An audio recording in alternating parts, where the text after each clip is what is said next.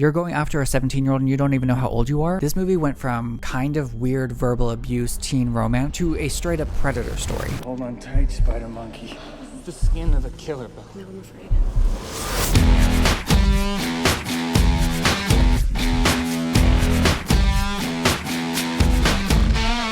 Hi, my name is Zach, and I've been burdened with the task of recapping all of the Twilight movies from beginning to end. Granted, I'm only going to be doing the first Twilight movie in this little video, but if the people do so desire, I will be doing more than one Twilight video recap. But if you guys don't like this will be the only Twilight video I will release. So if you want more, please watch. Anyways, this movie stars Kristen Stewart and Robert Pattinson, and whatever. You're not here because you don't know what Twilight is. You're here because you know what Twilight is. So let's just get into this recap, okay? Here is my Twilight 2008 movie recap.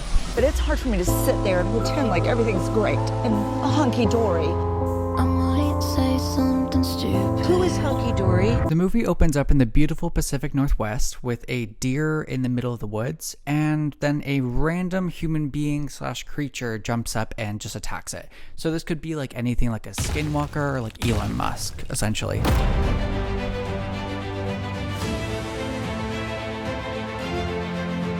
And along with that, the movie opens up with a narration of Bella Swan dropping the absolute banger of a bar. But dying in the place of someone I love seems like a good way to go. Cut to Bella announcing that she is actually moving to Forks, Washington from Phoenix, Arizona. And not for like normal girl reasons. It's because her mother is deciding to go on a spontaneous cross-country road trip from Phoenix to Jacksonville, Florida. And for some reason, Bella's not pissed about this at all. In fact, she's actually quite elated, even though she's going to move in with her father, who has barely swiped his father card in like ever. Anyways, we cut to Bella driving around Forks, Washington, which is going to be her new home. And it is so cutesy vibes. It's so Tumblr coded, by the way, also. Like, it is just beautiful. But we do get to meet her father, who is like the chief of police in Forks. So this movie is very much Back the Blue coded. I like these hats. Good. And I love freedom. And girls and trucks and beer. That's right. Do you squirt? Do I what? Do you squirt? Squirt.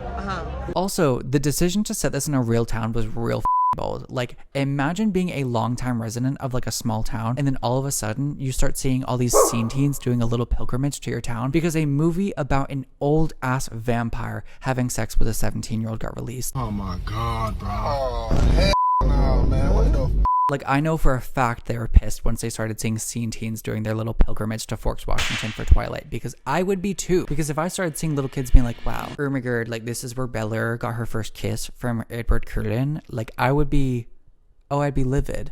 Oh, there might be a body on the floor, actually. And then Bella finally mentions that she only spends 2 weeks a year with her father, which is like, oh, you don't even know the guy. Like, he's not even roommate level material. Like, you don't know about him. He's just some guy that your mother made the mistake of banging. Bella's father eventually shows her her bedroom, and this inside-out father replicant is acting so strange around his own daughter. Like, that is your own flesh and blood. Why are you acting like Mark Zuckerberg when he meets a real human? Instead of Mark Zuckerberg, my name was Mark Zuckerberg, and instead of sucking people's personal information without them knowing, I suck their— That is your daughter, your own flesh and blood, and you're afraid to even look at her? You like purple, right? Purple's cool. Someone needs to re-edit this movie and make it look like a horror movie, because that's what I'm feeling right now. I'm feeling scared.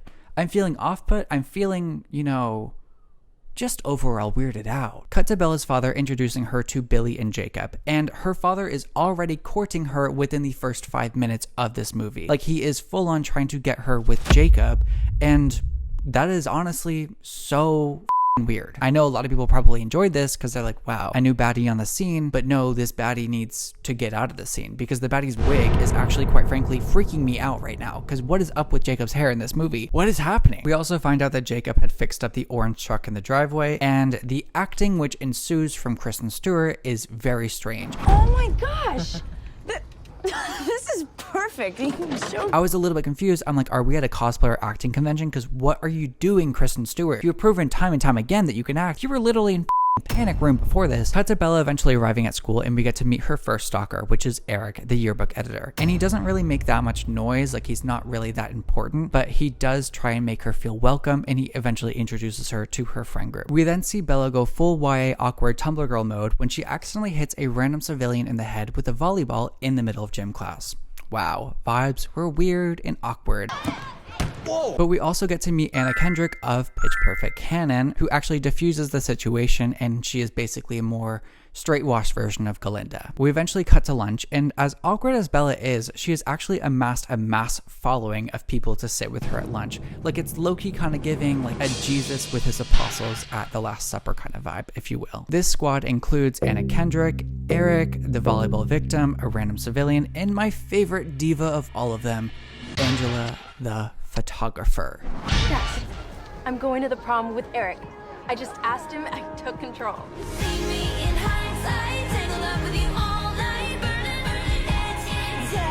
Also, in this scene alone, we see a variety of crimes being committed against Bella. The first being a drive-by kiss by a random civilian. My girl. The second being Angela taking a flashbang photo of Bella. Maya. And the third being Eric telling Bella, I got your back, baby. oh, y'all wanted to sit with her because you wanted to actually involve her in a crime. Okay, but you see, what you don't realize is that the body keeps a score and that Bella's body just gained 3 points. And you are going to be next. And we finally get introduced to the Cullens, which is basically a group of incestuous foster children who come from Alaska and are low-key rich. And most people are a little bit put off by them, but some people are like, but they're kind of hot, so maybe we should put some respect on their names. Which, I guess, fair, but also like, how is no one clocking their vampire tea? Like, their eyes are literally roach-colored. Like, roach-colored. And I'm supposed to believe that you're not a vampire? Right. In the words of Bob Dylan, I don't believe you. Because what the fuck? But I do have to say, there is one Cullen who does not get the recognition she deserves. Like, she is full-on Carrie Bradshaw with a back brace on. She's been carrying you for way too long. It is Alice. Unexpected legend in Baggin area. Unexpected legend, me. Oh, that closet needs to be studied. Oh, that closet needs to be put up in the Met. Because the way that that was influencing the Tumblr mafia for years to come. Oh, wow. Oh, we've been seeing the ripple effects to this day. Granted, in the grand scheme of things, what it looks like, it fully looks just business casual as shit. But overall, I've seen what it's done for people. Cut to Robert Pattinson, aka Edward Cullen, entering the cafeteria, and he is mogging everyone. Like, he walks in full on looks maxing to the gods. Like, he would do numbers on a looks maxing alpha male page on Reddit. Like, there's power to that face. I do have to understand that, but he's a little bit scary, and we all do understand that. Why looks don't matter when it comes to attracting women. And Bella is absolutely loving the vibes he is dropping down. But there is one big problem. He does not like the vibes that she is dropping down. In fact, he is so disgusted with her that when he catches her staring, he is looking away in disgust. Oh, Bella, I've been there. Bella, I have been there. Eventually, Bella attends her class, and she walks into the classroom, standing in front of a fan when she notices that the person sitting next to the only open seat in the classroom is Mr. Edward Cullen. And then all of a sudden, the fan blows her scent over to him, and he is disgusted. He is on the verge of spewing all over the entire classroom. Okay, Bella, is your stank tuna box really gassing up the whole room, or is he just a bitch? Like, what is happening? She gonna stink sometimes. It is what it is. And if it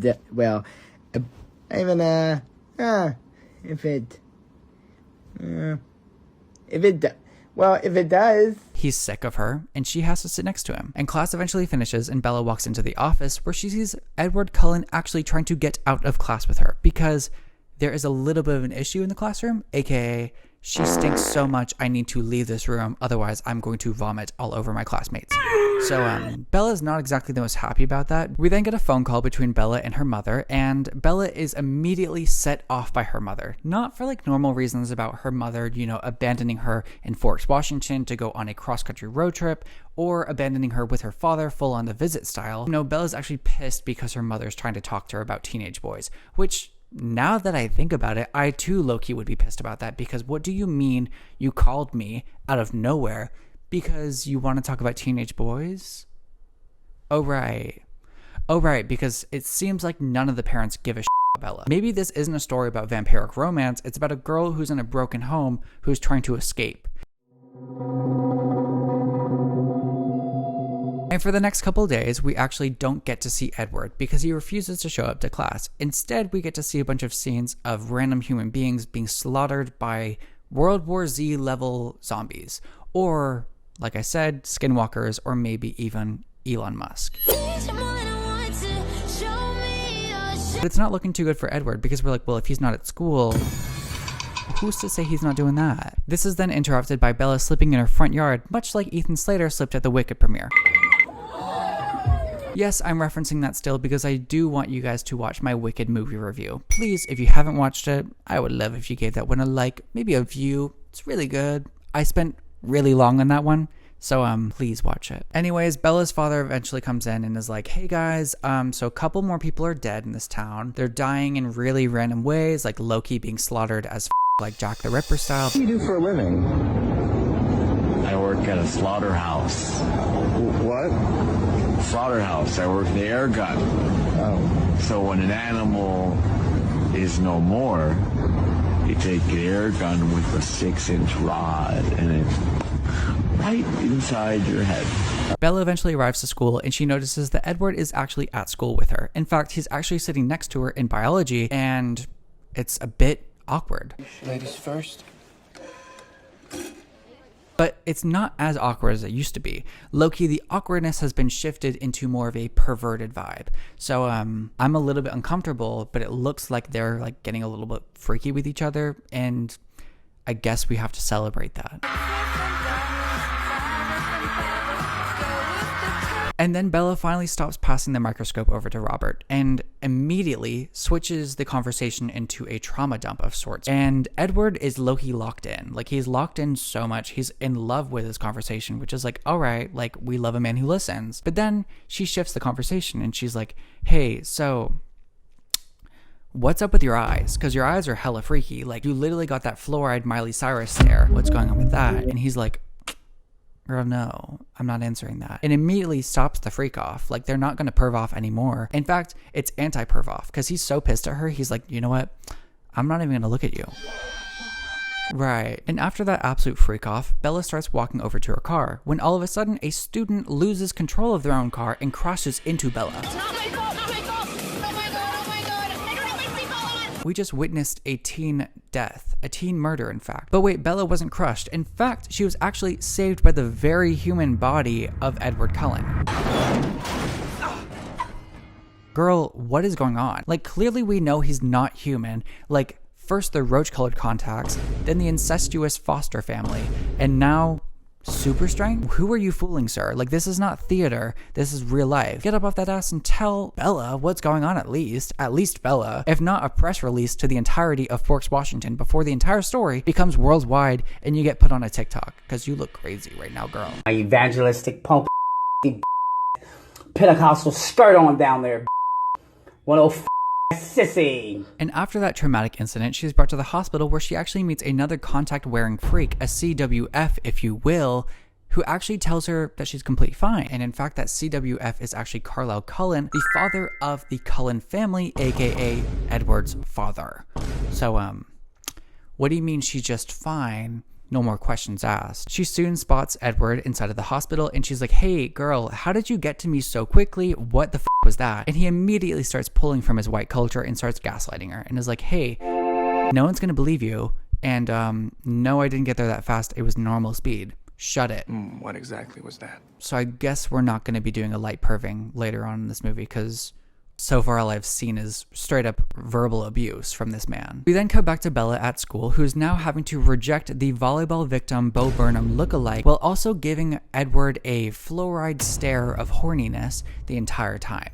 So, are you guys gonna perv with each other? Like, what is this back and forth? And Bella's excuse for not going out with the Bo Burnham lookalike is actually that she is going to Jacksonville, Florida to see her mother, which is a complete lie. And on top of that, when I tell you I heard Jacksonville, Florida come out of her mouth, ooh, my colon fell to the floor. I was like, oh, not y'all mentioning the town in which I was raised in. Why is Jacksonville, Florida such a centerpiece to the Twilight universe? I don't like that. Cut to the class going on a school field trip inside of a greenhouse or whatever, but that's not really important. Edward here actually comes up to Bella and is like, hey girl, what was that talk about Jacksonville, Florida? And she's like, how the f do you hear that? Which I'm with her on that. He was across the school parking lot and Bella mutters. Like, Bella does not speak loudly. And because Bella's tired of not getting answers about his like clearly supernatural history, she's like, girl, how did you stop that car? And he's like, simple, it was adrenaline, which is like a word like the adrenaline that you get from winning a Fortnite Battle Royale. Girl, no, it's not the same.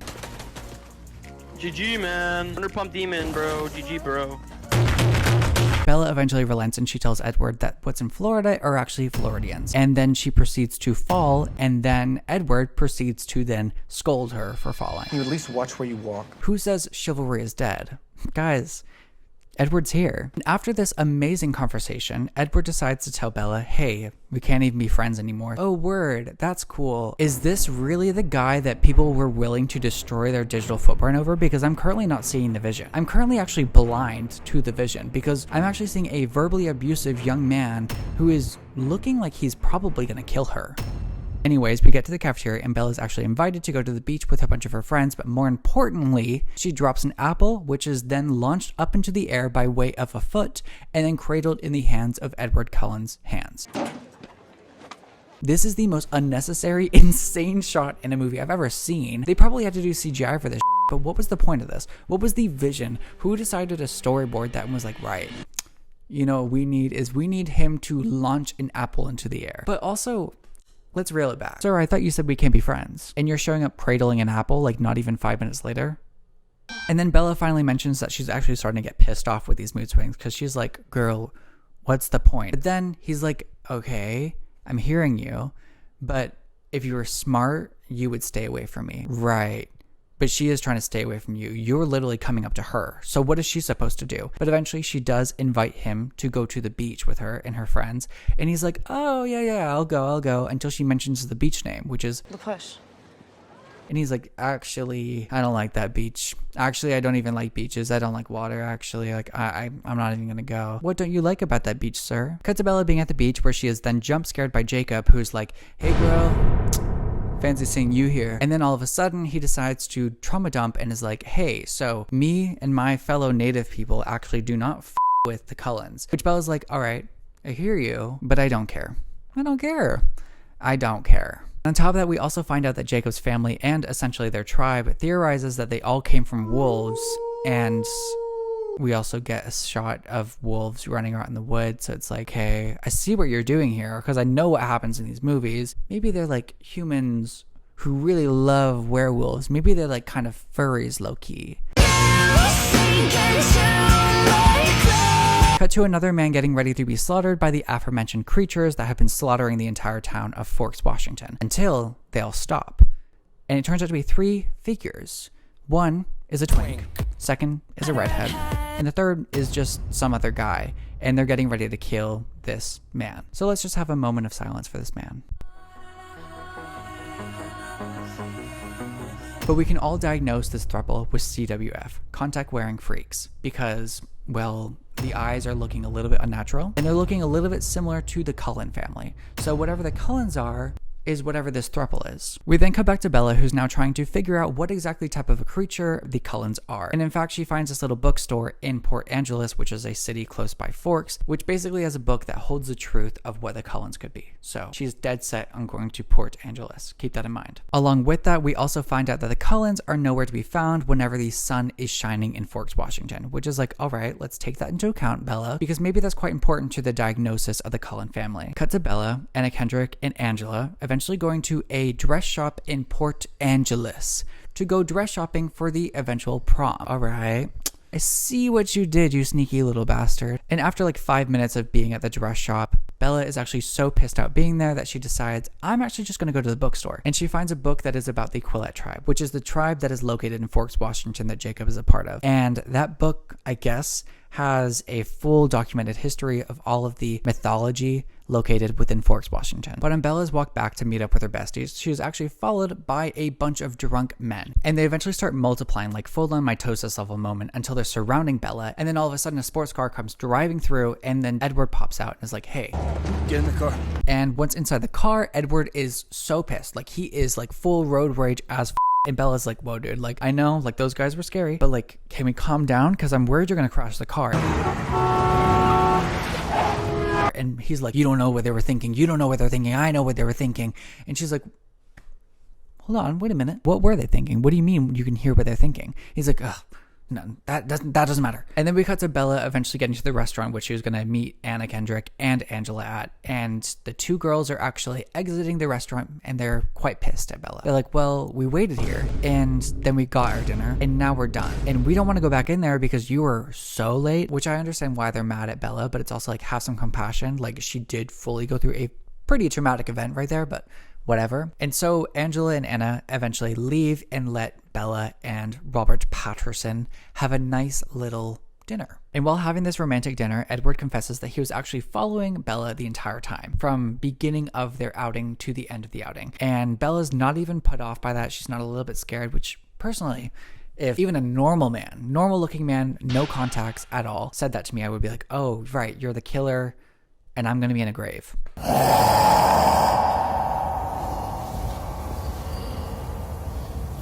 But Bella's not scared by that. Bella's actually like, all right, word, I'm listening, I'm locked in. And then on top of that, he's like, and I can read minds. So, I mean, if that's not a red flag, you can leave me right now. And she's like, no, that makes sense. You can read minds. Eventually, Bella gets back to the house and her father stops her to give her pepper spray because he's like, well, there was another death in the town, so figure that out. I want you to carry this with you.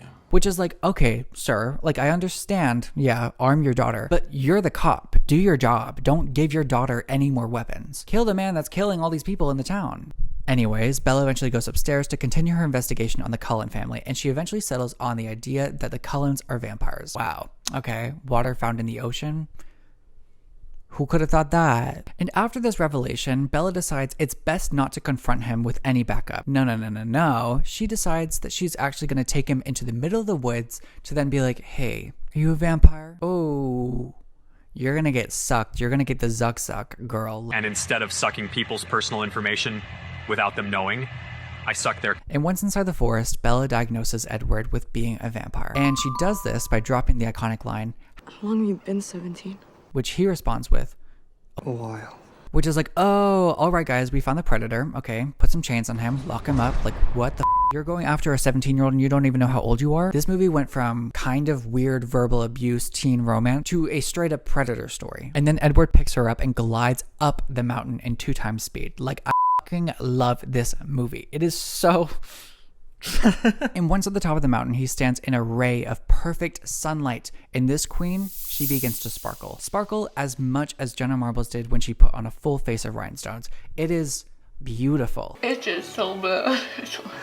Jenna? Jesus Christ. And then he turns around to Bella and is like, yeah, this is the skin of a killer. Which is like, girl, you're dramatic over pushing this. Like, you literally just look like a Lisa Frank sticker. Like, come on, you're fine. You're fine. Maybe you kill people, but like, to be fair, the only thing you're killing is this. Oh my God, bro. Oh, hell no, man. What the fuck, man? And throughout this reveal of him being a murderer, she's like, Syl, I need you bad. I'm insanely down bad for you. Like, this grippy needs you, my queen. That's crazy. No, that doesn't make sense, Bella, because he's literally gonna rip your heart out. Like, he's literally talking about how your blood smells like heroin. It's like a drug to me. My own personal brand of heroin. And I guess they work it out on the remix because they just end up laying in the grass together, staring at one another, which is, I guess, cute, but really, it kind of feels like she's being imprisoned. She cannot escape. He's so fast, and we know he can kill. Like, if that was my partner, I'm sorry, but I'm taking his life before he takes mine. Sorry. Hey! Cut to Angela finally getting the screen time she deserves when she yells out, oh my God. And oh my God, indeed, that is a Nissan Altima, like Q Dochi. I got haters, I got fans, I got stands in the stands. Do they love her or they hate her? Either way they spin it band. Or more importantly, it's Edward, and he's got Bella Swan sitting knee deep in the passenger seat with him. Okay. And while in the car, we find out how Edward was turned into a vampire. And he was turned into a vampire by Carlisle, his father, because he was sick with the Spanish flu at the age of 19, and the only way to save him was Carlisle turning him into a vampire, so he did. Edward also drops the fact that every vampire has like a special ability, like a superpower, and that he can read minds, and that his sister Alice can actually see the future, but like only partially, and it's kind of subjective. So it's kind of useless, but she can definitely see like fragments of the future, which is, I guess, kind of cool. No, I'm recalling a memory. Oh. And then he finishes the info dump by inviting her to his house. Bella eventually shows up to the Cullens home, and it is literally like a Kardashian-esque home. Like, it is so modern. Why are they low-key serving like ruling class core? Like, this town looks pretty working class, and they're super rich, and no one's really questioning that. Eventually, we start heading upstairs, and we get to see a full wall of graduation gowns, which is meant to be like a funny joke about how they never get to graduate high school. But I have to sit there and be like, no, that's not a funny joke. That literally looks like an award wall for being a predator. Like, you look like a pervert in the kiddie bin. And you know what? Let me just unload the clip, because why the are they trying to be high schoolers in this world where they're vampires? Like, they live forever and they do not age. So like every 4 years, once they graduate, they eventually have to move because people are going to notice that they're not aging at all. Like, this is a very unsustainable kind of way of living their lives. And by the way, that is such a waste of time. Why the do you want to be 100 years old going to high school over and over again around all these immature little kids? I'd be livid. Like, why are you doing this weird Tumblr teen persona? You don't need to be in high school. You can just work at a 7-Eleven and it'll be fine. Anyways, let's move on from the pervert vibes, and Edward starts streaming Debussy, and the interspecies couple starts to dance. I'm pegging that man at the back of the bus. Feeling like 3-6 Mafia, I'm gonna fill up his nose with dust. Until he's had enough with Debussy, and he decides to grab Bella and then jump out of the window, proceeding to call her Spider Monkey. You better hold on tight, Spider Monkey. Oh. We're just using the word spider monkey now, right? Okay. Also, here's Stephanie Meyer serving absolute mug inside the diner, which we absolutely needed. Anyways, later that night, Bella is on the phone with her mother again when all of a sudden she hears a little creak of her window. When she turns around and she sees, oh wait, Edward's actually crawling right through the window right now.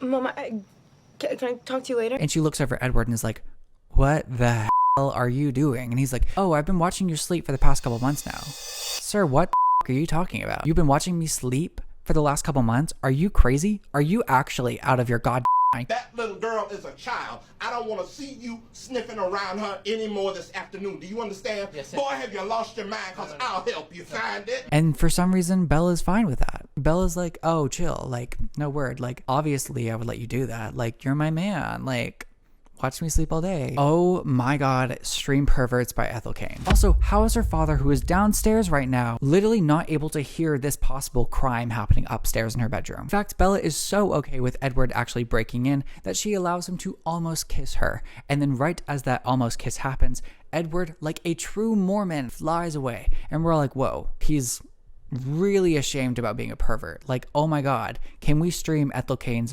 Perverts right now? I love gay porn. I think it is really hot to watch two dudes touch each other because I love men, and the only thing better than one man is two men when they're touching and kissing each other. And he floats away from her because he doesn't want to lose control, which is like, oh my god, you are a Mormon. Would you rather hit a Nick stick or kill a puppy?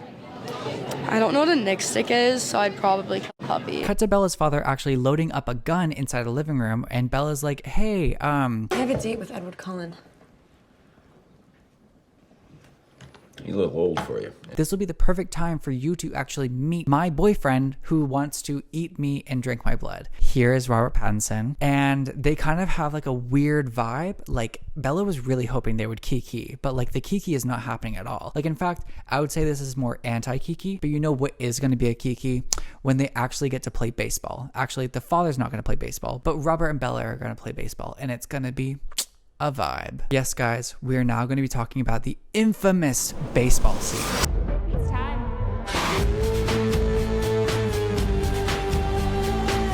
I loved this scene. It is so good. The music on this movie, phenomenal. Like, I know it's very of the times, but it's such a good time capsule. And it's also like good songs. Like, I need to get the Twilight vinyl. The Twilight vinyl. Also, I've had Decode by Paramore in my playlist ever since the movie dropped. I just had never seen the movie until now, and now I completely get it. But this athletic event is eventually paused by Alice, who's like, I'm having a vision. Stop!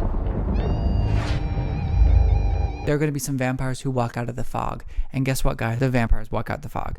Wow. Alice, you need to get checked out, because that is really weird that you can see the future. Like, it's actually low-key freaky. And the vampires also reveal that they've led the humans off of their trail. So the humans will not be thinking that there's any more killers in the town. So that's like a good thing they've done for the Cullens. But then they smell the stanky tuna box.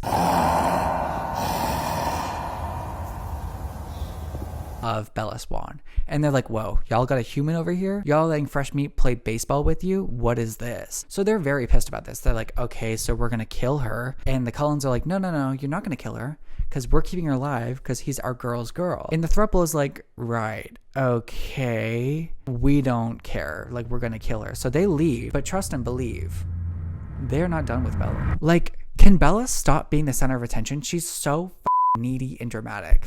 Anyways. And you don't seem to understand. And because Bella is now the vampire's most wanted, everyone is a little bit panicked. So Bella goes back home, she packs a go bag and is like, hey dad, I'm actually going to be doing a road trip back down to Phoenix and you can't tell me what to do. And her father kind of just sits around and is like, sure, do your road trip, which I think is actually insane. Like, your daughter is planning on going on a cross-country road trip in the middle of the desolate western world of America without like a proper cell phone and data service, and you're just going to let her cross across the country like that alone? Like, I'm actually baffled. I don't know if Stephenie Meyer purposely wrote the father to be this much of a bum. Like, he does not do for Bella at all, or if Stephenie Meyer doesn't realize how bad of a father he is. And then Bella eventually meets up with all the other vampires at the Cullen house, and they have devised a plan where they're going to split into two groups. The first group is Bella, Alice, and Jasper, who will be heading down to Phoenix, Arizona, and they will be hiding out until the rest of the Cullens stay in Forks and eventually kill this throuple of vampires. So hopefully it all goes well. We then cut to Bella's group, and they're staying inside of a Four Seasons hotel in Phoenix, Arizona. And all of a sudden, Alice has a vision, and Alice is like, wait, yo, that little twink in that little throuple, he just found out that he's been misled and that Bella is actually in Phoenix and she's not in Forks anymore. So we're f***ed, and he's heading all the way down here just to kill Bella, which is like, why is Bella that important? Like, he could go on living his life, killing humans, and not even have to think about Bella. Bella is all the way across multiple state borders. He could just leave. But he's not. He's coming down to Phoenix for her, which doesn't make sense for me either. The more that I get through this movie, the more it doesn't make sense. And I'm sorry. Stephenie Meyer also has visions of Bella inside of her old ballet studio in Phoenix, Arizona. So I think we're going to go to a ballet studio. Bella then gets a phone call from her mother, which actually turns out to be the evil twink vampire. And he's like, hey, so I've got your mom. And if you want your mom to be alive, you better come down to the ballet studio you used to go to. But do not bring another vampire with you. And most definitely do not bring a munch with you. Because if you do, I'm going to kill your mom. And Bella's like, oh, that part. You low-key gagged me with that. I'll listen. Which, I have a couple questions right now. How does he have her mother's phone? First of all, because that would mean he'd have to go all the way to Jacksonville, Florida, and then go to Arizona. And I know that the vampires run fast, but they don't run that fast. And on top of that, it's later revealed that her mother wasn't even captured. Her mother's safely in Jacksonville, Florida. So how did he get a hold of that phone? And then on top of that, how does he know the ballet studio that she used to go to? Like, was it a wild guess and that was the only place open to perform this ending scene? Or does he really have an insane amount of knowledge about her? Is that his special ability to know about people's past? I'm genuinely a little bit confused as to how he got that much information about Bella in such a short amount of time. Maybe that's a massive plot hole and that Stephenie Meyer just never anticipated. Anyways, love this diva taxi driver literally dropping off a 17-year-old girl in an abandoned parking lot right next to a ballet studio at midnight. Damn, that's crazy. Once inside the studio, Bella hears her mom. There you are. What are you doing in here? But it turns out it's actually just a VHS tape of her mom, and They suck. Bella's basically just been punked. So she's in the studio, and then she turns around, and the twink is there. And he's recording her with this fuck-ass camera, full on David Dobrik style, literally just sexually harassing her. And it's actually disgusting. I know that's the point of it, but I wasn't expecting that to come in a Twilight movie. I didn't know we were going to have weird pervy vibes mixed in with borderline sexual assault in a movie about a 17-year-old who's in love with a teenage vampire. But before the twink can actually do anything crazy to her, she actually pepper sprays him, and then he grabs her and throws her across the room. But that throw, for some reason, doesn't do any damage on her. Literally her HP stays the same, which I find kind of insane because that throw was huge. And she's just able to get up. She's not a vampire. He is. He grabs her again and then throws her into a concrete pillar, and my girl is down. She is downed, Fortnite downed as for, it's actually looking really bad for Bella. I'm a little bit worried for her. Are you worried? Because you should be. And once Bella's on the floor, the little twink decides to come back up to her, grabs her knee, and breaks it. It is like one of the most disgusting noises I've heard in a movie. Tell Edward how much it hurts. Because that is actually disgusting. Like, I didn't know I was going to be getting like a romance movie about like a 17-year-old with a side of body horror. I was gagged. And then out of nowhere, her knight in sparkling armor comes and saves her. Edward starts fighting the little twink, and then the twink gets away from Edward for a second, and then he bites Bella. He bites Bella's arm, and the infection starts spreading. He's beginning to turn Bella into a vampire, which is like, isn't that something we want, guys? Like, I thought Bella always wanted to be a vampire. I thought Bella wanted to become a vampire to be with Edward forever. So what's so bad about that? But everyone's panicked about that. Everyone's pissed. We're like, oh, this isn't looking too good. Granted, the vampirification process doesn't look that great. Like, Bella's definitely not having a fun time. So maybe that's the reason why we don't like it. But if I could become a vampire and all that happens to me is I become sparkly in the sunlight, bitch, turn me. Because that doesn't mean I can't go outside. It just means if I go outside, I might just be a disco ball. Is that too bad? Who doesn't want to be a disco ball? Jenna Marbles did it. It's just so bad. And Bella is going through it, and Edward is also going through it in the fight with the twink. So things aren't looking great. We're all a little bit worried about Bella, and then we know that Edward still has to fight the twink, so it's scary. But then Edward's family eventually shows up, and the fight ends in seconds. Like, was it ever that serious? Was the twink ever that strong? Like, genuinely, did it matter that much? But it low-key is that serious because Bella is not doing good at all. Like, this vampirification process literally hurts as much as Mormon blue balls. Like, it is crazy what's happening to Bella. Like, I'm really worried for her. Let's all pray for her, actually. And to stop the vampirification process from completely taking over Bella, Edward has to suck out all of the venom from her arm. And he does that. But he does it in a way that's very sensual, and also he's struggling to hold back. Like, this man wants to zuck the out of Bella. Like, he wants to kill her, basically. And this is a little bit worrisome. We're all a little bit scared for her, but she does make it through. She does make it through because Edward knows how to stop the suck, which is honestly quite honorable. And then we cut to Bella waking up inside of a hospital. And her mother's there, and Edward's in the back sleeping. And her mother's like, oh my God, like, we were really worried about you. Like, I just feel so bad I wasn't there. Like, girl, you need to chill because you're not serving mother. You haven't served mother in probably a couple months now. So chill, sit back, and let the real mother in the back do his job. Yeah, the mother that we're talking about is Robert Pattinson, Edward Cullen. Soon the mother ends up leaving, and Edward Cullen stops improvising that he's sleeping and walks over to Bella and is like, you need to leave for Jacksonville. I want you to be safe. I want you to live a good life. And she's like, you will not leave me. I need you. I need you. I need you. I need you. Which is the perfect sign for a strong relationship, because what we need in a relationship is one partner to be extremely attached to the other person and the other person to be a possible killer. Then we cut to prom day, and Bella walks downstairs wearing a beautiful Forever 21 dress with some ugly jeans underneath it and probably some Ugg boots on top of it. Like, this girl is giving full Tumblr indie sleaze vibe, and it's beautiful, but to what extent? Like, how far is she going to push that 2010 aesthetic on me? Because right now it's feeling like the gay agenda being pushed on me, and I'm not really happy about this outfit. Then the two of them eventually get to prom, and Edward leaves Bella for like 2 seconds. And in those 2 seconds, Jacob walks over and is like, you need to break up with your boyfriend. Actually, that is a message from my father. Just break up with him now. And Bella's like, no, I'm not going to break up with him. I love him. Like, that's my queen. That's my cookie. I'm like, that's my cookie. That's my juice, okay? Carry on. And Bella just doesn't take Jacob's shit, which is like, oh, word.